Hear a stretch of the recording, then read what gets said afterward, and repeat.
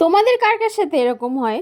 আমার না যখনই কোথাও যাওয়ার হয় তখন সব থেকে বেশি লেট হয়ে যায়। মানে ধরো কোথাও আমার 10টায় পৌঁছানোর কথা, আমার বাড়িতে বসেই 10টা 10 20 হয়ে যাবে।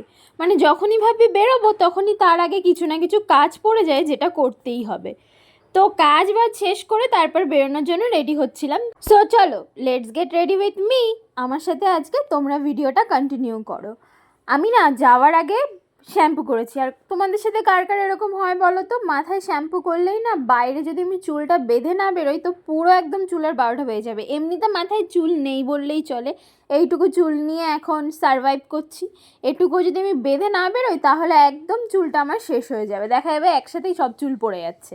ও আজকে কোথায় যাব সেটা তোমাদের সাথে একটু শেয়ার করি।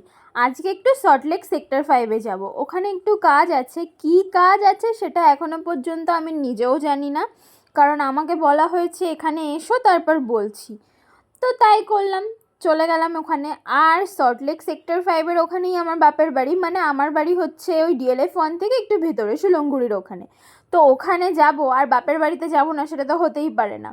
আর বাইরে দেখছি আবহাওয়া যা, একবার রোদ উঠছে একবার মেঘ করছে, তো রিস্ক না নিয়ে আমি কিন্তু মুখটা পুরো বেঁধে নিলাম, কারণ বাইরে যথেষ্ট ধুলো। ভেবেছিলাম বাইকেই যাব, তার জন্য আগে আগে মুখটা বেঁধে নিয়েছিলাম।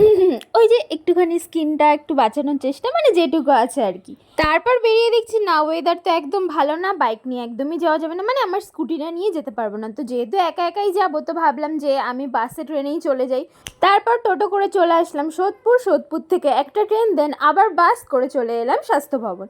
এসে 10 মিনিটের মতন কাজ ছিল, কাজ মিটে গেল। তারপর বেরিয়ে ভাবলাম যে এবার বাড়ির দিকে যাই। তো কিভাবে যাব, টোটোতে যাব নাকি বাসে করে চলে যাব? টোটোতে 40 টাকা বলছিল, ভাবলাম বাসেই চলে যাব তাহলে।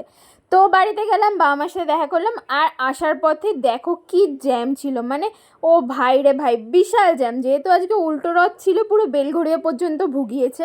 তো ভিডিও কেমন লাগলো জানিও, ভালো লাগলো অবশ্যই সাবস্ক্রাইব করো। টাটা।